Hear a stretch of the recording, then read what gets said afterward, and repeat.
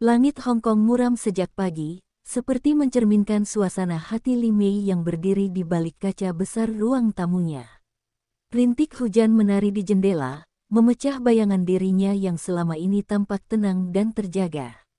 Rumah megah di kawasan Depik kini terasa sunyi, bagai museum yang kehilangan sejarah.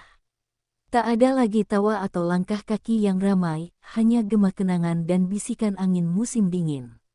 Wanita itu mengenakan kimono lembut warna kelabu, rambutnya disanggul rapi meski tak akan ada tamu yang datang. Setiap sore, rutinitasnya selalu sama, menatap taman belakang tempat pohon sakura ditanam suaminya sebelum meninggal. Namun kali ini matanya tak tertuju pada bunga atau dedaunan, melainkan pada sosok lelaki muda yang sedang memangkas perdu, Surya. Pemuda itu bekerja tanpa banyak bicara. Tubuhnya ramping, gerak-geriknya tenang. Ia datang dari negeri jauh, jauh dari segala gemerlap yang biasa mengelilingi Li Mei. Ia bukan sekadar tukang kebun, ada sesuatu dalam tatapannya yang membuat wanita itu merasa dilihat, bukan hanya dipandang. Sebuah perhatian halus yang tak bisa ia temukan bahkan dari mendiang suaminya.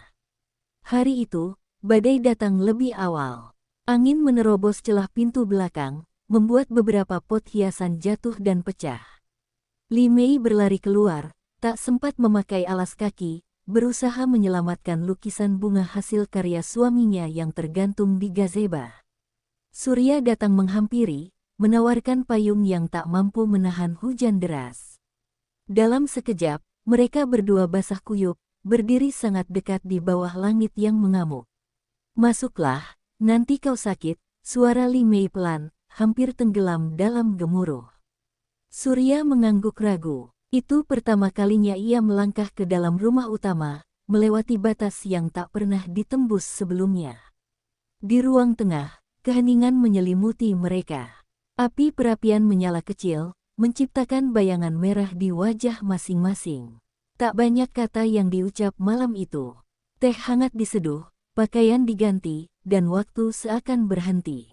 Di antara denting hujan dan aroma melati yang menguar dari lengan kimono Li Mei, jarak di antara mereka perlahan menghilang. Bukan karena hasrat, tapi karena kesendirian yang akhirnya menemukan cerminan. Li Mei bukan perempuan yang mudah mempercayai orang. Dunia bisnis dan pergaulan kelas atas telah mengajarinya bagaimana menutup diri. Tapi dalam diri Surya, ia menemukan ketulusan yang belum pernah ia kenal. Tatapannya jujur, langkahnya sederhana, dan itu membuat segalanya terasa nyata. Malam itu, sesuatu yang tak terencana terjadi, tidak salah, tidak pula benar. Hanya dua manusia yang saling mencari hangat. Pagi berikutnya, Surya tak tampak di taman. Tak ada bunyi gunting rumput atau suara ember diseret di batu kerikil. Yang tersisa hanya secarik kertas di dapur, tulisan tangan sederhana berpamitan pulang karena ibu di desa sakit. Li Mei membaca surat itu berkali-kali, hatinya tenggelam dalam kebingungan. Ia belum tahu, langkah Surya adalah awal dari perjalanan yang akan membawanya jauh, ke tanah asing bernama Jawa Timur, di mana cinta dan luka akan diuji ulang. Li Mei berdiri mematung di bandara, tubuhnya terbalut mantel panjang berwarna gelap. Ransel kulit tersampir di bahunya, berbeda dari tas-tas bermerek yang biasa ia bawa. Tak satu pun wajah di sekeliling yang ia kenali, hanya pengumuman asing bersahutan dari pengeras suara, membuat jantungnya berdegup lebih cepat. Ia meninggalkan segalanya, rumah, status, kenyamanan, demi satu nama yang belum tentu ingin ditemui, Surya. Pesawat lepas landas menembus awan, membawa serta beban yang tak bisa diletakkan di kompartemen atas. Dalam genggamannya, ia membawa hasil pemeriksaan dokter, 2 garis merah pada tes pack yang mengubah arah hidupnya. Selama 2 bulan, ia mencoba menyangkal. Tapi semakin hari, detak kecil dalam rahimnya seolah memanggil, "Temukan ayahku." Bandara Juanda menyambut dengan panas yang menusuk kulit. Begitu berbeda dari kabut Hong Kong yang selalu menyelimuti. Li Mei melangkah keluar, berbekal secarik alamat dari dokumen visa Surya. Tak ada penerjemah, tak ada sopir pribadi, hanya dirinya dan sebuah taksi tua yang bergetar setiap kali melewati lubang jalan. Ia tidak tahu kemana tepatnya ia menuju, hanya tahu bahwa hatinya tak bisa menunggu lebih lama. Perjalanan darat membawa Li Mei melewati hamparan sawah, pasar tumpah, dan perkampungan yang tak pernah ia bayangkan sebelumnya. Lalat beterbangan di warung-warung terbuka, anak-anak berlarian tanpa alas kaki, dan senyum orang asing yang mengintip dari balik pintu. Semuanya terasa asing, tapi anehnya, ia tidak merasa takut, hanya lelah. Teramat lelah, seperti menanggung dunia seorang diri. Mobil berhenti di depan rumah kayu sederhana. Pintu terbuka sedikit, mengintip wajah perempuan tua berjilbab lusuh yang terlihat terkejut.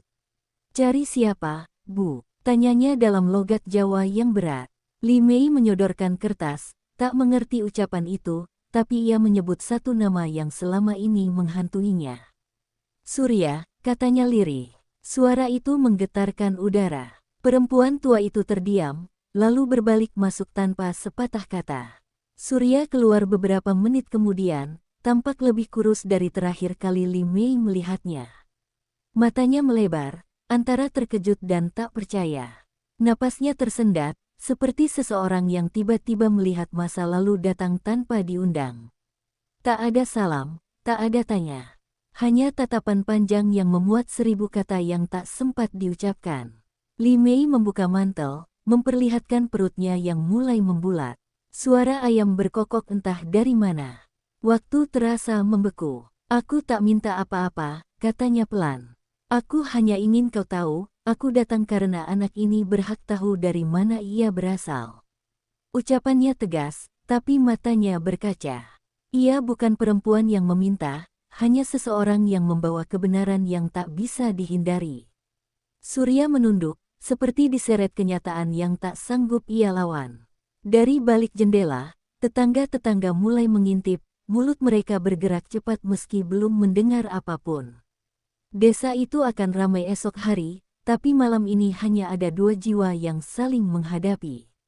Di antara mereka, berdiri diam seorang takdir, lahir dari hujan di depik, tumbuh di tanah yang belum memberi maaf. Malam turun perlahan di desa itu, menyelimuti rumah-rumah papan dengan keheningan yang menusuk. Di dalam sebuah kamar sempit berbau kayu lembab, Li Mei duduk di tikar, membenamkan wajah ke dalam tangan. Tak ada bantal empuk, tak ada penghangat ruangan, hanya nyamuk berdengung dan dinding tipis yang tak mampu menahan bisik-bisik tetangga. Ia tidak menangis, tapi matanya menyimpan hujan yang belum sempat jatuh. Surya duduk bersandar di luar, punggungnya menempel pada tiang bambu. Sejak kedatangan Li Mei, pikirannya tak pernah tenang. Ia tahu kabar itu akan mengguncang seluruh dusun. Warga yang baru tadi pagi menyapanya ramah, kini melirik tajam setiap kali ia lewat. Ibunya, perempuan renta yang dulu menyekolahkan Surya dengan hasil menanak nasi di rumah orang, belum berkata sepatah pun sejak melihat tamu asing itu berdiri di depan pintu. Sepotong bayangan masa lalu melintas di benaknya, malam hujan di bawah naungan gazebo, ketika segala batas kabur dalam sunyi. Ia tak pernah bermaksud meninggalkan Li Mei tanpa jejak, namun keberanian tak pernah tumbuh dalam tubuhnya. Pulang adalah satu-satunya cara yang ia tahu untuk melarikan diri dari dunia yang terlalu besar untuk dirinya genggam. Di kamar, Li Mei memeluk perutnya perlahan. Ada sesuatu yang bergerak kecil di dalam sana, tanda kehidupan yang tak memberinya pilihan untuk mundur.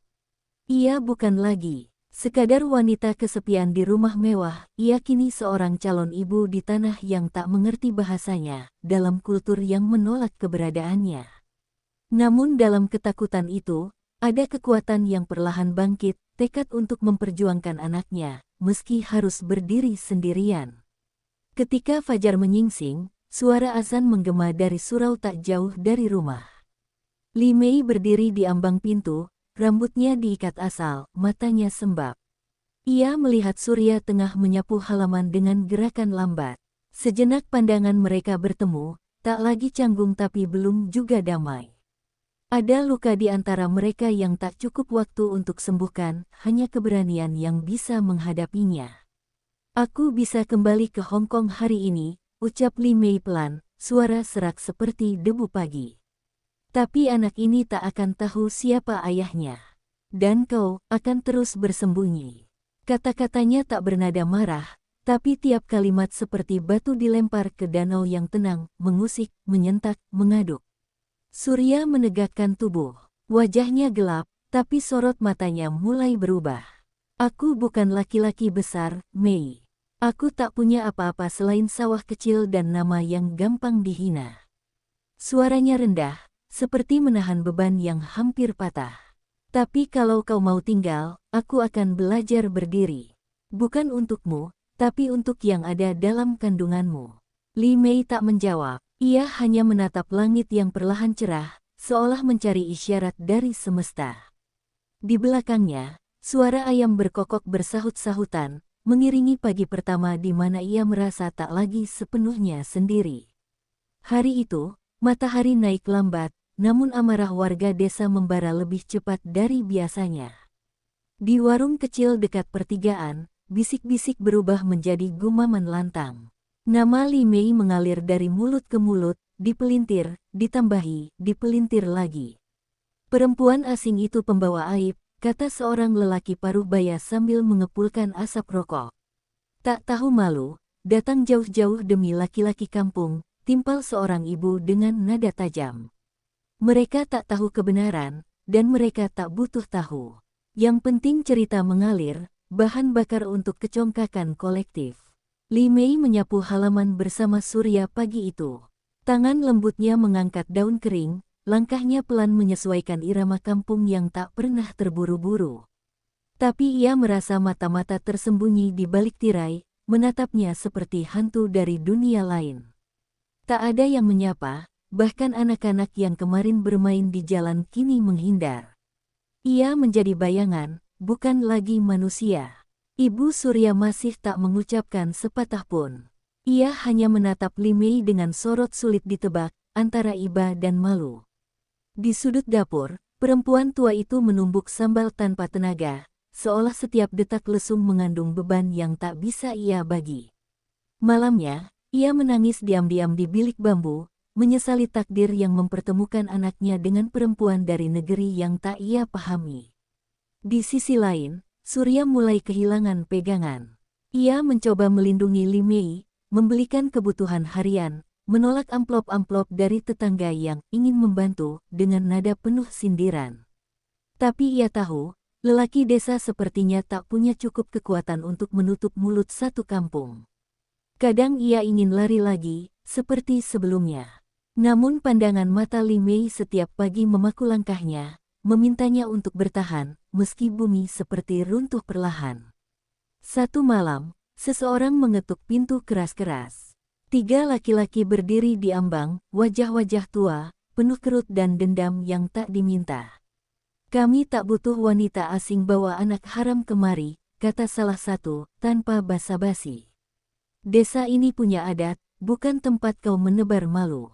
Surya berusaha berdiri di depan Li Mei, tapi getaran tubuhnya tak bisa disembunyikan. Ini bukan hanya tentang mereka lagi, ini tentang martabat yang siap dilucuti. Paksa, Li Mei maju selangkah, menatap lurus ke arah mereka. Meski tak mengerti bahasa mereka, ia tahu maksudnya. Aku tidak minta diterima, ujarnya pelan dalam bahasa Inggris yang dingin dan jelas. Aku hanya minta dihormati sebagai manusia. Kalimat itu tak dipahami sepenuhnya, tapi nada suaranya memukul seperti cambuk. Para lelaki itu mundur sejenak, tak siap melihat perempuan berdiri setegak itu di tanah yang asing baginya. Setelah kejadian itu, rumah Surya seperti dikepung oleh keheningan. Tak ada yang datang, tak ada yang berani menyentuh pagar. Namun dalam sunyi itu, tumbuh sesuatu yang tak bisa dihentikan, keberanian. Li Mei mulai menanam bunga di halaman kecil, satu demi satu, seperti doa yang ditanam dalam tanah. Ia tahu bunga tak bisa menutup mulut orang, tapi bisa menunjukkan bahwa hidup tetap bisa tumbuh, bahkan dari tanah yang membenci. Di suatu pagi yang dingin, Li Mei mencium aroma nasi liwet dari dapur. Saat ia melangkah keluar, Ibu Surya duduk di tikar, memisahkan daun kemangi sambil menunduk. Sarapan, katanya singkat, untuk pertama kalinya. Tak ada senyum, tapi suara itu cukup untuk membuat Li Mei menghela napas dalam-dalam. Mungkin tidak ada penerimaan, tapi ada jeda dari penolakan. Dan di antara itu, hidup bisa berjalan perlahan, satu langkah kecil dalam medan yang luas dan tak ramai. Petang datang membawa kabut tipis yang menggantung di antara pohon pisang dan atap genteng. Udara lembab menempel di kulit, membuat napas Li Mei terasa berat. Ia duduk di sudut kamar, memegangi perutnya yang mulai membesar. Gerakan halus dari dalam seperti mengetuk pintu harapannya satu persatu. Namun, di luar kamar itu, dunia masih enggan membuka ruang bagi hidup yang tengah ia bawa. Surya kembali dari ladang dengan kaki berbalut lumpur, wajahnya dibakar matahari, dan matanya dihuni keraguan. Ia melihat Li Mei, tapi tidak langsung mendekat. Dalam dirinya, berkecamuk ribuan pertanyaan yang tak pernah menemukan jawaban. Setiap langkah yang ia ambil untuk bertahan di sisi wanita itu seolah menyingkirkan sebagian dari dirinya sendiri. Ia tahu cinta tak cukup menjadi tameng di tempat yang menilai kehormatan lebih dari kejujuran. Malamnya, suara ibu terdengar di dapur, lirih berbicara sendiri atau mungkin sedang mengadu pada Tuhan. Bukan dia yang salah, katanya, pelan namun tajam. Anak itu rezeki, tapi dunia tak suka rezeki yang tak berlabel halal. Li Mei mendengar dari balik tirai, tak mengerti sepenuhnya, tapi intonasi kata-kata itu menamparkan lebih keras dari terjemahan manapun. Ia sadar, bahkan di dalam rumah ini pun ia belum benar-benar diterima. Hari-hari berikutnya berjalan tanpa suara. Surya bekerja lebih keras, mencoba menutupi beban yang terus bertambah. Ia menjual sepeda motornya untuk membeli vitamin dan beras. Tapi tiap langkahnya menuju pasar disertai pandangan menusuk dan bisik-bisik yang makin tajam. Lelaki yang dijajah perempuan asing, ucap seorang penjual sayur dengan nada mengejek. Surya tidak menanggapi. Diam adalah satu-satunya harga diri yang tersisa. Suatu sore, Li Mei pingsan di dekat sumur. Ibu Surya menjerit, meminta bantuan tetangga. Tanpa memedulikan cibiran, ia membawa Li Mei ke bidan desa. Di ruang berbau alkohol dan kapur sirih itu, detak jantung bayi didengar untuk pertama kalinya oleh perempuan tua yang pernah melarang anaknya bicara dengan orang asing. Air mata menggantung di pelupuk matanya, bukan karena iba, tapi karena ketakutan yang perlahan berubah bentuk. Kabar bahwa Li Mei hampir keguguran menyebar lebih cepat dari angin gunung. Beberapa warga mulai datang, bukan untuk memberi simpati, melainkan memastikan kabar yang mereka dengar itu benar. Mereka berdiri di luar rumah, tak masuk, hanya menatap dan bergumam. Tapi anehnya, sejak kejadian itu, mereka mulai diam. Mungkin karena mereka melihat darah juga bisa mengalir dari tubuh wanita yang mereka anggap asing. Mungkin karena hidup baru yang mereka cemooh nyaris tak jadi bernyawa. Dalam keheningan itu, Li Mei menulis surat. Bukan kepada keluarganya, bukan pula kepada pengacara yang dulu biasa ia perintah. Surat itu untuk anaknya kelak. Ia menulis tentang langit Hong Kong yang abu-abu, tentang hujan yang mempertemukan dua jiwa tak sepadan, tentang desa yang menolak namun diam-diam tetap menjadi tempat berlindung. Tangannya gemetar, tapi setiap huruf ditulis dengan kesungguhan yang tak bisa dibeli. Malam itu, Surya masuk ke kamar dan duduk di sampingnya. Untuk pertama kalinya, ia menggenggam tangan Li Mei tanpa ragu. Aku mungkin tak bisa berikan dunia, katanya lirih, tapi aku akan berdiri di sisimu, meski satu kampung meludah. Li Mei menatapnya, dan untuk kali pertama sejak tiba di tanah ini, matanya benar-benar basah. Bukan karena takut, tapi karena untuk pertama kalinya, ia tak merasa sendirian. Langit sore itu berwarna kelabu, seolah menyatu dengan dinding kamar bambu yang mulai menghitam karena lembab. Hujan belum turun, tapi angin sudah mulai mengantarkan pertanda buruk. Li Mei terbangun dari tidurnya dengan napas tersengal. Perutnya mengencang seperti dihimpit batu. Rasa sakitnya datang bergelombang, membuat tubuhnya menggigil. Tak ada alarm rumah sakit, tak ada panggilan ambulans. Hanya suara napas yang memendek dan ketukan kaki Ibu Surya yang mulai panik di lantai bambu. Surya yang sedang menjemur gabuh di halaman segera berlari ketika jeritan kecil terdengar. Dunia seketika mengecil menjadi satu hal, anak itu akan lahir sekarang. Tak ada dokter, tak ada ranjang steril. Hanya bidan tua yang datang tergesa dengan tas tambal sulam dan tangan yang bergetar karena usia. Lampu minyak dinyalakan. Segala doa dilafalkan, namun tak ada yang bisa menghentikan waktu. Bayi itu akan datang, di tengah malam yang masih enggan menerima ibunya. Li Mei menggigit ujung selimut, tubuhnya melengkung dalam rasa sakit yang tak pernah ia bayangkan. Di sela kontraksi, ia menyebut nama ibunya, nama yang sudah lama tak ia ucapkan sejak meninggalkan rumah di Hong Kong. Tapi malam itu, ia bukan wanita berdasi di gedung pencakar langit. Ia hanya seorang perempuan, terbaring rapuh di lantai bambu, berjuang melahirkan satu-satunya cinta yang tak ia sesali. Ketika tangisan bayi akhirnya pecah, dunia seolah berhenti sejenak. Suara itu bukan hanya tanda kehidupan, tapi juga cambuk bagi setiap keraguan yang pernah ada. Bayi perempuan kecil itu digendong oleh bidan, dibersihkan dengan air yang hanya sedikit hangat. Li Mei meraih makhluk mungil itu, memeluknya erat-erat meski tubuhnya gemetar. Matanya menatap wajah kecil itu seperti menatap fajar pertama setelah badai panjang. Ibu Surya duduk di sudut kamar, air matanya jatuh begitu saja, tanpa kata. Di luar, Surya menunduk di bawah pohon kelapa, menggenggam tanah basah sambil mengucap syukur dalam diam. Ia tak tahu bagaimana masa depan akan menyambut mereka, tapi malam itu, ia tahu hidupnya telah berubah. Bukan lagi sekadar lelaki desa. Kini ia ayah, dan ia harus menjadi tembok bagi dua jiwa yang telah ia abaikan terlalu lama.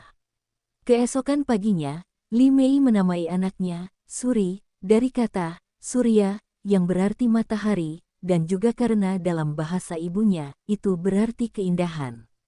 Bayi itu adalah pertemuan dua dunia, dua luka, dua keberanian yang tak saling mengerti tapi saling menerima. Suri adalah benih yang tumbuh dari tanah yang semula menolak, tapi kini tak lagi bisa menampik bahwa hidup memilih berkembang, meski dalam retakan. Tetangga mulai berdatangan, satu persatu. Ada yang membawa bubur, ada yang diam saja. Tak semua tersenyum, tapi tak ada yang menyingkir. Bayi itu, tanpa tahu apa-apa, telah menyentuh sisi paling manusiawi dalam diri mereka. Mungkin mereka belum memaafkan, tapi hari itu, tak ada yang menghakimi. Tangisan kecil Suri menjadi bahasa universal yang tak perlu diterjemahkan. Malam turun lagi, kali ini lebih tenang. Li Mei duduk di ambang pintu, menggendong Suri dengan kain lusuh yang diberi Ibu Surya. Di sampingnya, Surya diam-diam memetik gitar tua milik ayahnya, memainkan lagu yang tak selesai. Di sela irama pelan, Li Mei menoleh, berbisik, mungkin aku tak lahir di sini, tapi anakku lahir dengan hak untuk tumbuh. Dan aku akan bertahan. Angin kemarau mulai menggigit ujung daun, membawa debu dan sunyi ke setiap sudut desa. Hari-hari berlalu tanpa kejadian berarti, tapi di balik tirai bambu rumah Surya, waktu bekerja lebih dalam, mengubah Li Mei dari tamu menjadi ibu, dari orang asing menjadi sosok yang tak bisa diabaikan. Suri kini sudah bisa tertawa, dan suara tawanya seperti mengusir bayangan pahit yang dulu menghuni kamar itu. Namun, ketenangan tak pernah benar-benar tinggal lama. Suatu siang, ketika Li Mei tengah mencuci kain kecil Suri di sumur belakang, seorang lelaki berjas rapi muncul di depan rumah. Ia membawa koper hitam dan mata tajam yang tak mengenal senyum. Dialeknya lancar, terlalu rapi untuk desa yang berdebu. Namanya Mer Chow, utusan dari keluarga Li Mei di Hong Kong, orang yang pernah ia tinggalkan tanpa pesan, kini datang membawa sepucuk surat dari ayahnya yang sudah sekarat. Li Mei membacanya di bawah pohon mangga tua, kakinya gemetar meski duduk di tanah. Surat itu dingin, namun syarat dengan luka yang belum selesai. Kau anakku, meski telah menodai nama keluarga. Pulanglah, bawa anakmu. Kami akan rawat dia, jauh dari aib yang kau pelihara. Tanda tangan di akhir surat seperti palu menghantam dada. Dunia lama memanggil, bukan dengan kasih, tapi dengan kuasa yang dulu membuatnya lari. Surya tak berkata apa-apa saat Li Mei menyerahkan surat itu padanya. Ia hanya membaca, perlahan, lalu menatap tanah. Dalam diamnya, ada rasa kalah yang tak terucap. Ia tahu ia tak bisa menyaingi apa yang ditawarkan keluarga Li Mei, rumah mewah, pendidikan terbaik, nama marga yang disegani. Ia hanya punya ladang kecil dan janji yang masih compang-camping. Malam itu, Suri menangis tanpa henti, seolah merasakan guncangan hati ibunya. Li Mei mencoba menimangnya, tapi tangan itu gemetar, penuh ragu. Ia berdiri di dua ujung dunia, satu tempat di mana ia bisa memberikan masa depan tanpa kekurangan, dan satu tempat di mana cinta tumbuh perlahan di tengah penolakan. Pilihan itu tak mudah, karena apapun keputusannya, seseorang pasti akan terluka. Ibu Surya, yang biasanya diam, duduk di samping Li Mei. Kalau kau harus pergi, ucapnya lirih, jangan karena takut. Pergilah karena yakin. Anakmu butuh ibu yang tidak menyesal. Kata-kata itu menusuk lebih dalam dari makian warga desa. Itu bukan pengusiran, bukan juga permohonan. Hanya pengakuan bahwa setiap ibu, dari manapun asalnya, berhak memilih yang terbaik untuk darah dagingnya. Pagi berikutnya, koper tua milik Surya dikeluarkan dari gudang. Baju-baju bayi dilipat. Chow sudah menunggu di depan rumah. Sopirnya bersandar di mobil hitam yang mencolok di jalan berlumpur. Li Mei berdiri di ambang pintu, Suri dalam gendongan. Surya menatap mereka dalam diam, lalu berkata, kalau kau pergi, aku tidak akan menahanmu. Tapi jangan biarkan mereka ambil anak kita tanpa tahu dia lahir dari cinta. Langit cerah saat Li Mei melangkah keluar, tapi hatinya kelam. Ia belum tahu apa yang akan ia pilih di persimpangan itu. Tapi satu hal pasti, cinta yang ia temukan di desa kecil ini tak bisa dibungkus, dikirim, atau disimpan dalam koper. Cinta itu menempel pada tanah, pada suara ayam di pagi hari, dan pada tatapan pria sederhana yang pernah ia temui sebagai tukang kebun, dan kini jadi akar dari pohon yang tumbuh dalam dirinya. Mobil hitam itu melaju perlahan menyusuri jalanan desa yang berbatu, meninggalkan suara debu dan keraguan di belakangnya. Di dalamnya, Li Mei duduk kaku, Suri tertidur di pangkuannya. Jendela dibiarkan terbuka separuh, membiarkan angin sore masuk, namun tak mampu mendinginkan hatinya yang bergejolak. Chow di sampingnya membuka berkas-berkas, menjelaskan rencana besar keluarga di Hong Kong, seolah tak ada ruang bagi perasaan. Namun Li Mei tak mendengar. Matanya menatap lurus ke depan, tapi pikirannya tertinggal di teras rumah bambu itu, pada wajah Surya yang tertahan, dan pada ucapan terakhir ibu tua yang kini seperti gema yang enggan reda. Suri bergerak pelan dalam dekapannya, membuat Li Mei menunduk. Wajah mungil itu tak tahu dunia sedang menggiringnya menuju dua arah bertolak belakang, akar atau sayap. Saat mobil memasuki jalan utama kota, Li Mei meminta sopir berhenti di stasiun kecil yang sepi. Chow heran, tapi ia tak sempat menolak. Berikan aku waktu, katanya singkat. Dengan langkah tergesa, Li Mei turun, menggendong Suri erat-erat, mendekati bangku kayu di ujung peron yang hampir lapuk. Ia duduk di sana, memandang rel yang sepi, mencari arah dalam diam. Waktu berjalan lambat, burung gereja beterbangan di atap stasiun, dan matahari mulai turun ke barat. Dalam bayangannya, Li Mei melihat masa depan Suri di Hong Kong, sekolah terbaik, kehidupan terjamin, tapi juga dikelilingi tembok dingin yang pernah membuat dirinya sesak. Ia membayangkan juga hidup di desa, sederhana, penuh tantangan, tapi diwarnai sentuhan tangan yang benar-benar menggenggam. Tiba-tiba, ia mengingat malam saat Surya duduk di sisi ranjang, berkata ia akan tetap di sana meski seluruh dunia meludah. Itu bukan janji mewah, tapi janji yang bertahan. Bukan karena kuasa, tapi karena keberanian. Dan di sanalah, Li Mei menemukan jawabannya. Ia tak butuh dunia yang mudah, ia butuh tempat di mana ia bisa jujur menjadi ibu, menjadi manusia yang tidak disusun atas reputasi. Ia kembali ke mobil tanpa sepatah kata. Chow menoleh, tak percaya. Apa maksudmu kita berbalik arah? Tanyanya datar. Li Mei menatapnya tenang. Beritahu ayahku, aku memilih membesarkan anakku dengan dua tangan sendiri. Di tempat yang tak punya segalanya, tapi memberiku arti. Wajah Chow mengeras, namun ia tahu tak bisa memaksa lebih. Matanya menyipit, lalu memberi aba-aba pada sopir untuk berputar arah. Rumah bambu itu masih di tempatnya saat mereka kembali malam hari. Lampu minyak menyala remang, dan Surya terduduk di depan pintu, tak menyangka apa yang dilihatnya. Li Mei turun pelan, menghampiri tanpa banyak kata. Ia menyerahkan Suri ke pelukan Surya. Kalau kau masih mau, bisiknya, biar kita besarkan dia di tanah ini. Meski hujan, meski diludah orang. Asal bersamamu, aku tidak takut.